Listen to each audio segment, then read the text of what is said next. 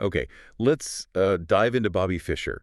His name alone, it brings up so much, doesn't it? Chess genius, sure, but also Cold War politics, this kind of radical isolation. Absolutely. His story is really, well, it's the ultimate look at radical dedication, I think. So what's our mission here? What are we trying to unpack? Well, we want to trace that incredible rise he had, look at his truly unprecedented achievements, his innovations in chess too, and then, yeah, see what lessons we can maybe pull from his really intense, like, non-negotiable way of approaching things. His early path is just kind of mind-blowing. Yeah. Starts at 6 years old, learning from instructions in a chess set bought at a candy store? Yeah, exactly, a candy store. Yeah. And it escalated incredibly fast. You know, he had this non-traditional upbringing, single parent, Right.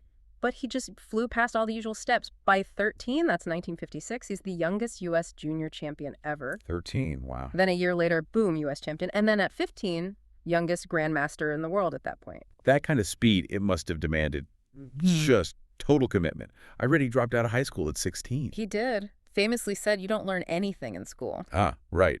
But that didn't mean he stopped learning, obviously. Oh, not at all. That's maybe the key thing about his work ethic. He basically built his own world of learning, total immersion. How so? Well, he taught himself languages.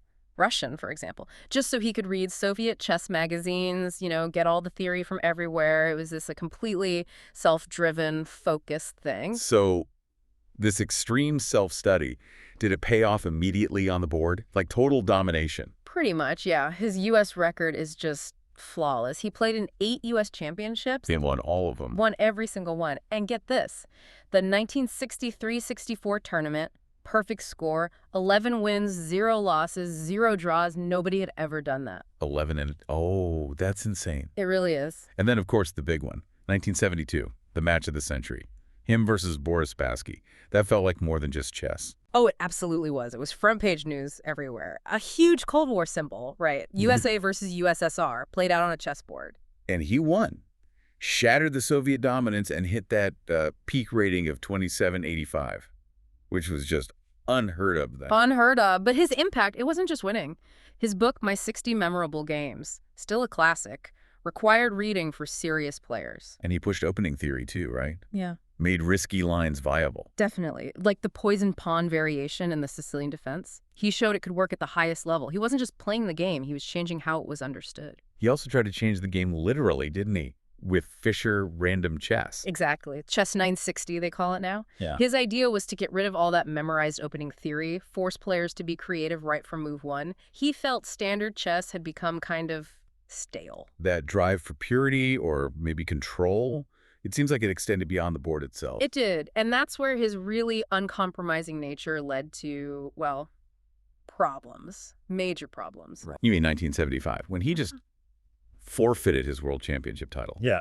Refused to defend it against Karpov. Yeah. It came down to his demands for the match conditions. He had this whole list, very specific. What were the sticking points? He insisted it should be the first to 10 wins, draws not counting. Okay, maybe negotiable. But the killer was, if the score reached 9-9, he, as the reigning champ, would keep the title. Ah, so Yeah. basically the challenger had to win 10-8 or better. Exactly. FIDE, the World Chess Federation, they wouldn't accept that 9-9 clause.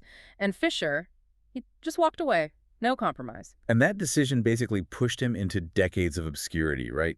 Living as an emigre, increasingly erratic. Pretty much. His refusal to bend on anything ultimately isolated him. It makes that quote of his even more powerful. After he dominated the candidates tournament in 1971, he said something like, People have been playing against me below strength for 15 years. yeah, that one. What does that really tell us about how he saw himself and the game? I think it shows this incredibly high internal standard he had. It wasn't just arrogance, maybe. It was like he felt nobody else was pursuing chess with the same absolute theoretical rigor, the same purity he demanded from himself. He was playing against his own ideal as much as against his opponent. So Fischer's legacy is this complex mix. Undeniable genius, this fierce, almost blinding self-belief, and real lasting innovation in chess. Right. And it leaves us with a really tough question, doesn't it? Which is? Is that kind of total unbending refusal to compromise in his study and his demands and everything, is that necessary to reach that kind of unique, world-altering mastery?